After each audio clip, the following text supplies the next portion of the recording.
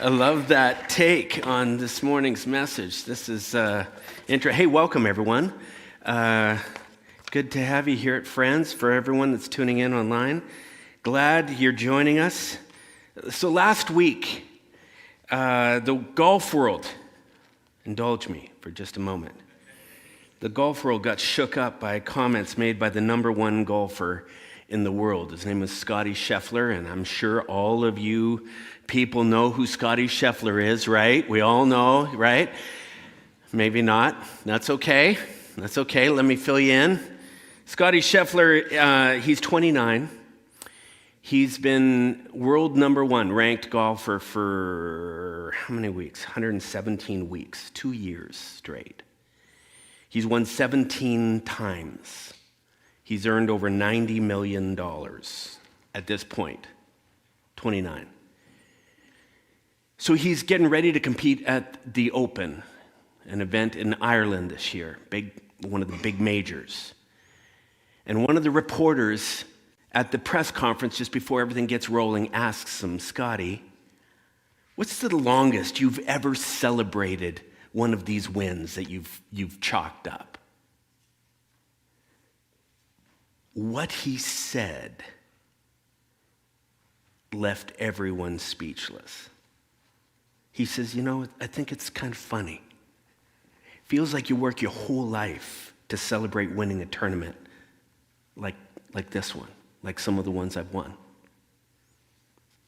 You celebrate winning for a few minutes.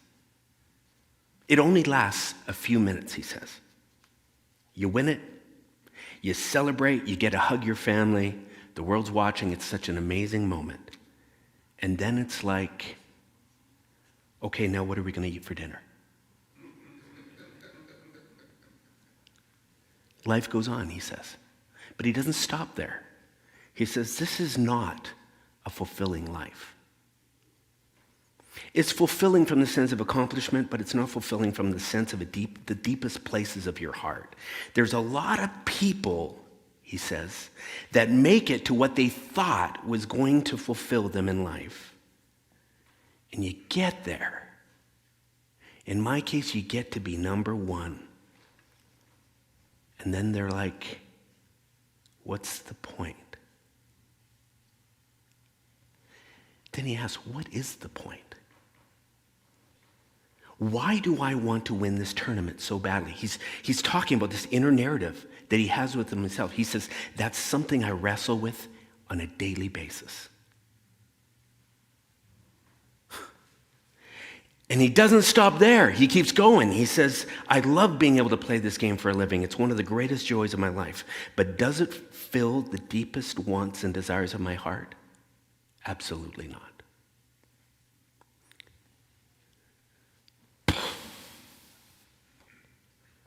The guy who's at the pinnacle of success, every golfer in the world would look at him and go, oh man, who doesn't want to be Scottie Scheffler and have his life? And he's going,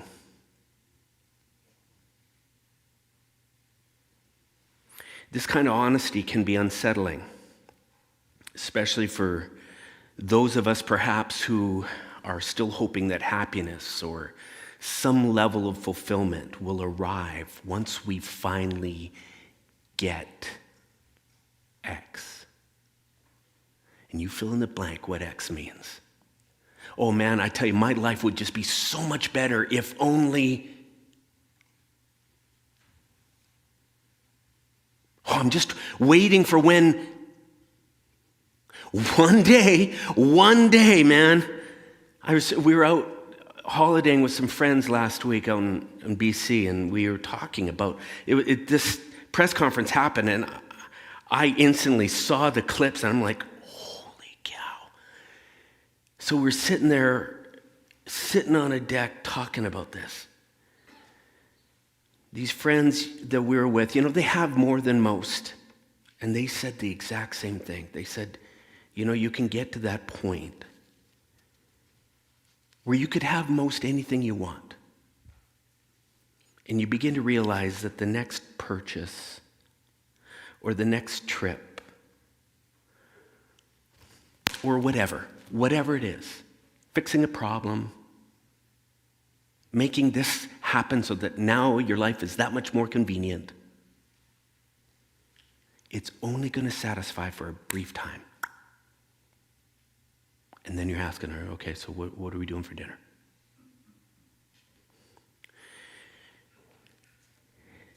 This is especially unsettling for those of us who perhaps find ourselves struggling to be happy or content with our current lot in life. Many I talk to on a regular basis. Shoot, I was just talking to some people this morning who, that frickin' rain just keeps coming. Many are currently frustrated with the demands of their work, or maybe it's supporting all that goes on with supporting their family. Problems with their current living arrangements. Some are feeling acute stress right now, and they're going, oh man, I'm just tired of this. While others are bored. They're looking at others who are living these exciting lives and going, some are lost in the frantic doing, while others just feel like they're in this stagnating space in life. And they find themselves, man, just longing for that one day when I get that career, or I get a nicer home, or I find Mr. Right or Mrs. Right. Maybe it's when we're finally able to have that child that we've wanted for so long, or number 2, or number 3, or whatever. When I get back in shape, oh man, when these clothes fit better. When there's no longer financial pressure, or when that troubled teenager gets sorted out in our lives, or when my health gets back on. There's a million lines that you can fill in the blanks with. Everyone has their lines, it seems, when I'm talking to them. But Scottie Scheffler's story would suggest that maybe the one day when is maybe a bit of a myth. What if it is?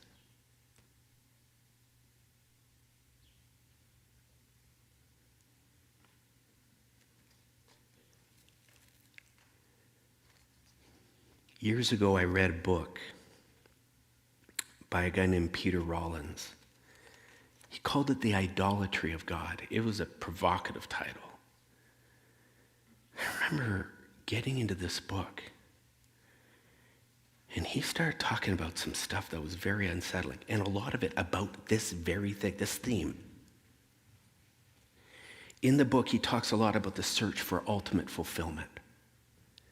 He said, you know, this belief that something out there exists that's going to bring just this deep sense of happiness, it's actually oppressive. And he gave a few reasons why it's oppressive. He says, first of all, it's like we can never seem to grasp it. Everyone oohs and ahs over the new car you got. And that lasts for a short time. The smell, getting into that thing, right? The rumble of but then fries fall between the cracks of the seat and the console you can't get at. And all of a sudden you get in there and you smell fast food. Or something gets spilled in the back. Someone wears their dirty shoes in the frickin' truck in front of you, spits a rock chip on the front. And that baby that you wanted so badly is now talking back to you. Right? They get to that certain age and they're looking at you and they think, you're the worst parent in the world. I hate you. And whatever they're doing, it's like,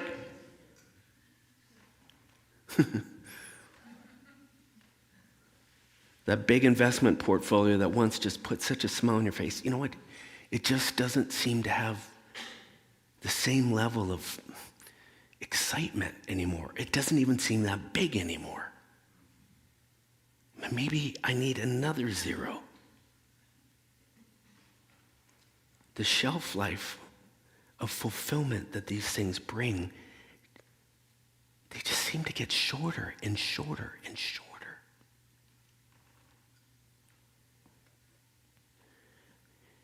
And if you're not conscious to this, you can find yourself immersed in the pursuit of something, and then you get it, and then you're asking, okay, what are we doing for dinner? And you realize that the thrill is gone. And then all of a sudden, if you're not conscious, you're thinking about what's the next thing then? Oh, it wasn't that. It must be. And so we jump from one thing to the next in search of that thing that just, one day when.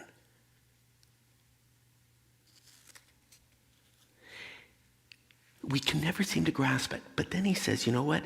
Another reason that this whole idea of one day when is oppressive is because we can believe that others have it. We look around and we're like, oh my God, what's my problem? Look at these, look at them. In this highly curated world, what we see of other people's lives is often only part of the story. This is the truth. The perfect vacation, family photos where the kids always seem happy. The couple who seem madly in love. Look at that. Look at the way that he talks to her. What's your problem? What's our problem? In reality, that can be a smokescreen. Which leads me to number 3, and it's all kind of part of it. He says, often unintentionally, these carefully curated social media posts and stories, they get told by people who may not even be that thrilled with their lives. So they've settled with the thrill of making other people think that they got something.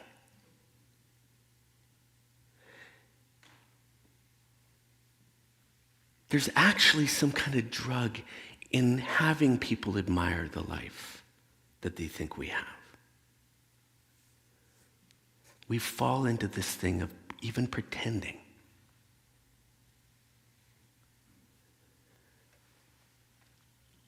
There's some kind of pleasure in evoking the admiration, the desire, even the jealousy of others.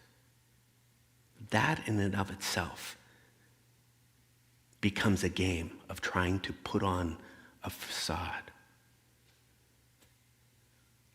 I mean, if it's not going to really deliver, well, then we might as well just let everyone think it's delivering. Mother Teresa, a woman who is well known for her charity work in Calcutta, one of the most impoverished spots in the entire world. She would travel every now and then into the developed worlds, speaking, raising money for her cause. And she would observe and she would hear these stories of the levels of depression and unhappiness in the developed world. She would watch it.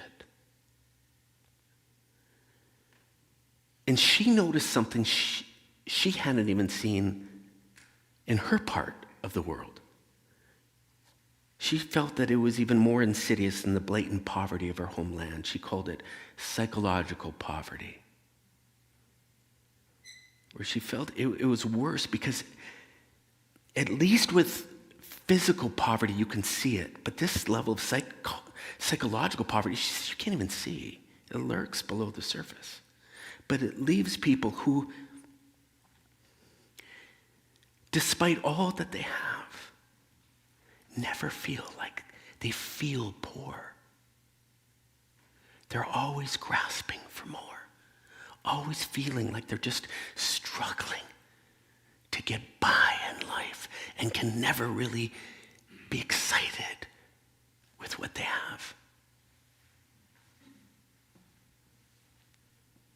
She said it's an insidious form of slavery that wears the mask of happiness. On the outside, there's smiles and all kinds of signs of external success, but on the inside, their insides are rife with discontent and a low-level despair. In his book, Rollins talks about this futile tendency, this human tendency to chase, hoping to just, and believe that the next thing is going to provide a deeper level of hit, happiness, joy, fulfillment. Now, I grew up in church. I grew up in religious circles where I was taught, no, it's all a myth. None of that stuff will help, but the one thing that will do it is God. Jesus, a relationship with Jesus.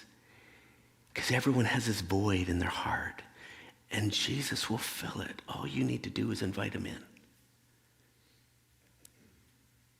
I believe that. And I challenge people. You're going to get to the end of whatever chase you're on, and you're going to find you need something deeper and wider that only God can fill. So you got to imagine how stunned I was when I'm reading this book. And Rollins takes direct aim at that belief. And he says, actually, that belief that God can give you this ultimate sense of fulfillment and joy and happiness, whatever, he says it's actually no different than the belief that your girlfriend, your car, your marriage, your child, or any other idol can do it. He said it's all kind of a form of idol worship. We can make an idol out of even God or Jesus. Our spirituality, hoping it's going to bring that lasting happiness. Now, I got to tell you, instantly I was angry as I was reading this book. And I'm pushing back and I'm going, no way, no way. But if I'm really honest, of all the years I spent in church, I watched people who again and again felt like they were chasing, even after they found God. They're just like, I must be doing this wrong. I must not be studying hard enough. I must not be praying. I must not be going to church. I'm doing this because it's... And you begin to start connecting the dots. And you begin to look even into my own life. Going, did it really do that? Does it work that way?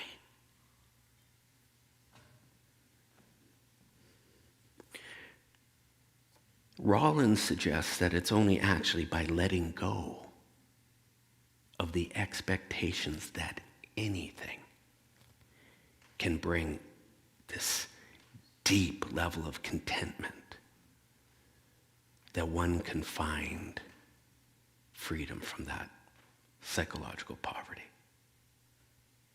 and experience something beautiful. You let go of that expectation.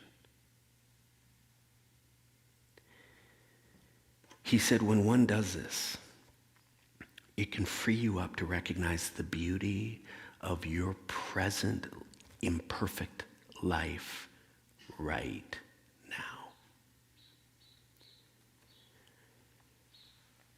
Letting go of this belief that, oh man, one day when I get, life is going to be so much better. Letting go of it.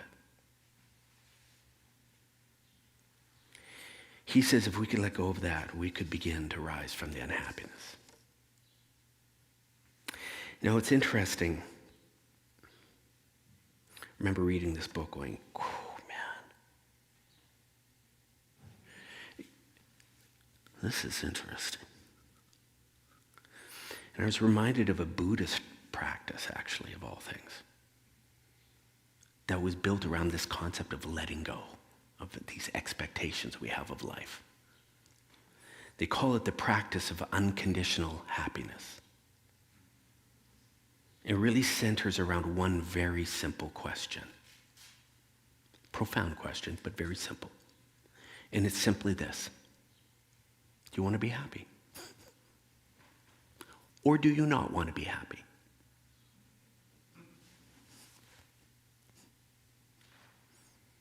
Let me ask you, do you want to be happy? Or don't you? See, most of us don't give ourselves that choice because we don't think it's under our control. Some of us will say, well, of course I want to be happy. Don't be a jerk. Don't be ridiculous, Jarvis.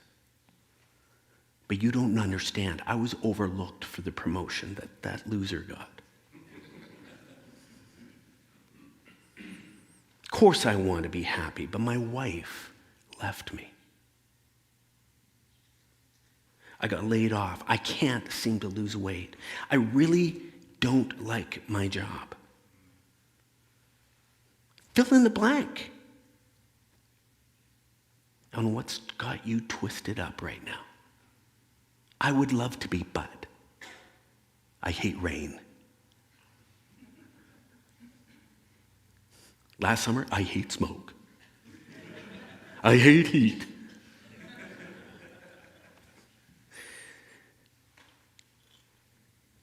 In other words, we want to be happy, but I don't believe I can be if one of these things is going on in my life. But that isn't the question that's being asked. The question is, do you want to be happy? Do you want to be? If you keep it that simple, you'll notice it really is under your control. It's just that we often have these deep-seated sets of preferences. Conditions we lay out for our happiness. We can get kind of picky about the way life has to be in order for us to feel okay. Maybe people need to respect you. Maybe kids need to do well in school. As long as they're getting good grades, I'm okay. When we put in hard effort at work, we need to be rewarded appropriately. And if not, I am not going to be okay. We need to have X amount in the bank. Often we won't see the influence that these little preferences can have on our happiness, but they do. Right down to little things. Someone spills something. Someone does something a different way than you prefer it. The client isn't cooperating. You're not excited about anything you're looking at in the closet that you want to wear. Gas prices go up. Man, like a million things. It's like, oh, geez. Should have filled up yesterday. Little things, little preferences, little conditions for our happiness. Now this happens almost subconsciously. We don't even realize it until something happens. It was 2 summers ago when my cell phone rang. It was one of our friends who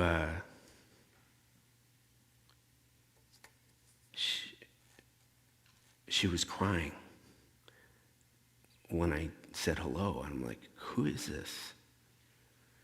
She's sobbing and she tells us that her son, because of a freak accident, had died just the night before. 23 years old. An amazing kid. We had just been golfing with him like 3 weeks prior. My kids love this kid.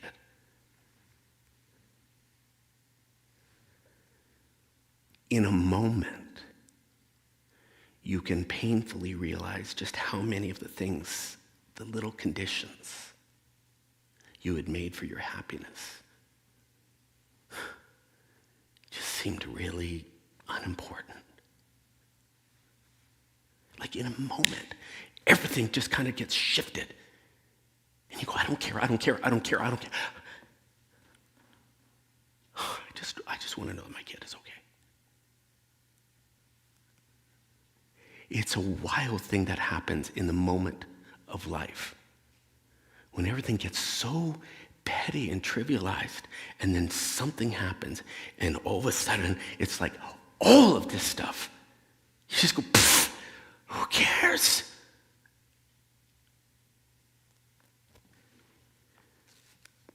All it often takes is a crisis of some sort.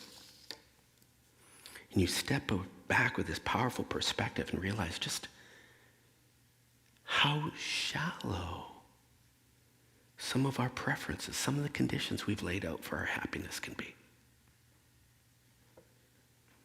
This is why you can go into some of the horrendous places in the world.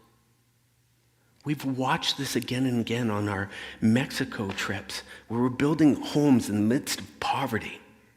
And you're working with these people who have these big smiles on their faces. And these kids are just having a ball in the middle of absolute poverty.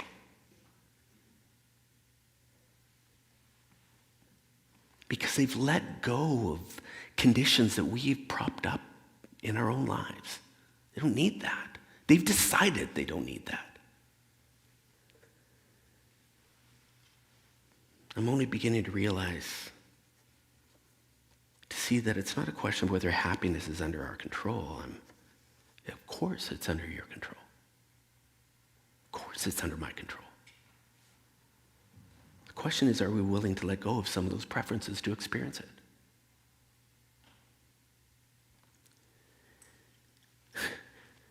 It was Jesus who looked at this group of people who were way down. He says, can all your worries add one single moment to your life?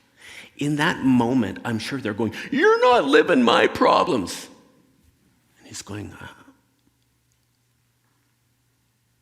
the weight of your worries. Perspective can change. It probably sounded so callous in that moment. You don't care. He's going, you're carrying stuff that maybe you don't have to carry. Let me ask you something this morning. Are there certain conditions that you decided you really need to be happy?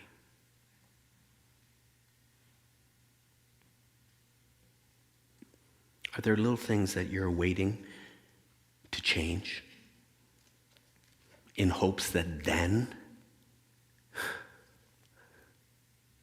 you're going to find it. Then it'll happen.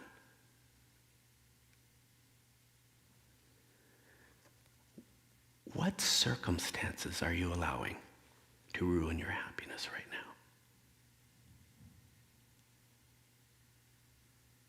Is there something that's got you twisted up right now? Frick. It's not fair.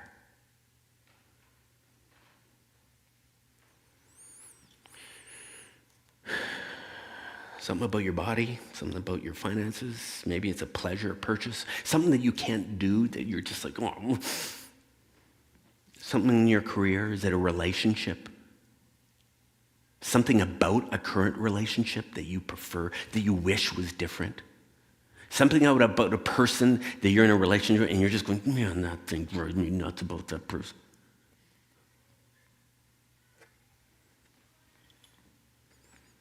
Something you need from your kids, house to be cleaner, the amount of sex you're getting. Listen to me, all these things are great. And there's not one thing wrong with any of them. They're all good. Nothing wrong with them. But what if you can't have it right now? Can you be okay? You want to be happy? Or not? Would you be open to trying this week? Practicing unconditional happiness? It's pretty simple. Just pick one imperfect thing about your life right now that you wish was different. And then just decide. It's not that big of a deal. It doesn't mean you don't work toward it. I can just imagine the email that's going to come in this week.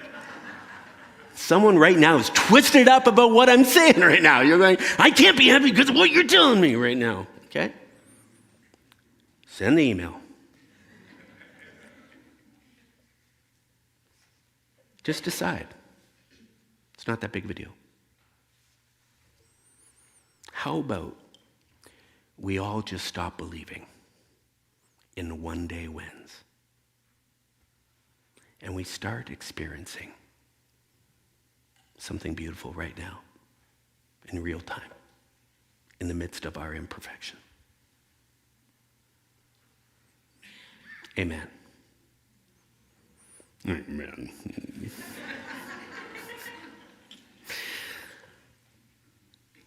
Okay, it's 11:24. I just did the unthinkable. I know, okay? The team were saying, there's no way you're going to finish early today. And I said, I am going to finish early today.